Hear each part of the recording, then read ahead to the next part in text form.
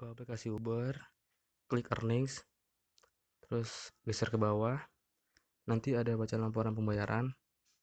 Nah, itu nanti ada tanggal lah, bulan 2 tanggal 6 sampai tanggal 13. Nah, nanti ini pembayaran yang di transfer minggu kemarin, penghasilan minggu kemarin, yang depositnya minggu kemarin, nanti diserah hari, kan minggu kemarin nih depositnya, nanti transfernya minggu depan hari Kamis.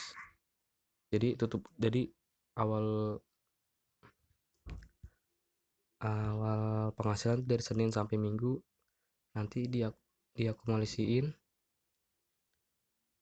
Senin sampai Minggu, nanti dilihat berapa depositnya, nanti yang segitu nih, yang segini nih ditransfer 293. Dah.